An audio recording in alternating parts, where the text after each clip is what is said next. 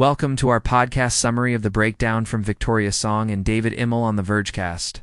So be sure to check out the version history Google Glass episode for all the details. The link to the full episode is listed in the description below. What if you could see your digital world without ever looking at a screen? In the early 2010s, Google promised us exactly that with one of the most hyped and controversial pieces of tech ever made, Google Glass. It was meant to be a revolution, a first look at the future of computing. But it also became a massive problem, a punchline, and gave birth to a brand new insult, the Glasshole. So what happened? Today we're diving into the story of Google Glass, a device that was shockingly right about the future but failed in the present. Let's break down the vision, the collapse, and the incredible paradox it left behind, all based on a recent look back from the Vergecast. In technology, being first to a new category is a massive gamble with a potentially huge reward. When it comes to smart glasses, Google took that leap. Remember, this was a time when the iPhone was still relatively new, and the idea of technology becoming a literal extension of your body was both thrilling and terrifying. While the source material notes that Google didn't invent the concept of smart glasses, it did something far more audacious. It was one of the first major companies to actually put these face computers on people's faces.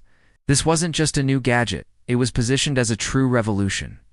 The promise was to seamlessly weave our digital lives into our physical reality. But by putting a computer and a camera directly on someone's face, Google wasn't just creating a new product category. It was proposing a new social contract, and it never stopped to ask if anyone wanted to sign it. A brilliant piece of technology can fail if it doesn't pass a simple, crucial test: social acceptance. And this social acceptance is exactly where the Google Glass dream shattered into a million pieces. As The Verge's Victoria Song and Waveform's David Imel break down on the Vergecast, Google made two critical missteps that doomed the product. First, the company managed to make the entire concept of face computers seem extremely uncool. Instead of being the height of futuristic style, they became a symbol of social awkwardness. Second, and perhaps more importantly, the early user base was seen as so off-putting that they earned a collective nickname that would stick to the product like glue: glassholes. That, coupled with a resentment for the tech elitism fueled by the product's high initial price, it became a social barrier so high that mainstream adoption was impossible. So how could a product so socially toxic also be so technologically prophetic? It's easy to look back and label a product a failure, but the story of Google Glass is more complicated.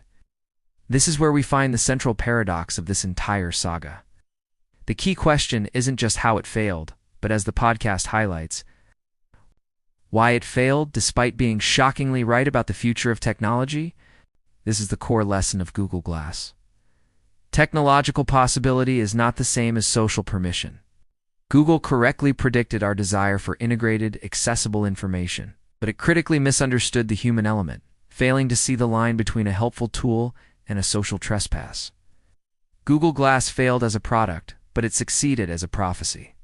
The vision of on-fly language translation, hands-free navigation, and instant photo capture is no longer science fiction. It's a feature set in products like the Meta Ray-Bans and the core promise of Apple's Vision Pro. So, the story of Google Glass is a perfect case study of a brilliant idea with terrible timing and flawed social execution. It was a revolution that society rejected, creating a problem so big it killed the product. And yet, its core vision of our digital and physical worlds merging was spot on. What do you think? Is the world just not ready? Or was the idea of a face computer doomed from the start? Let me know in the comments below. The legacy of Google Glass, then, is a constant reminder for today's tech giants that the biggest challenge in building the future isn't engineering the device. It's engineering the acceptance. Thanks for watching.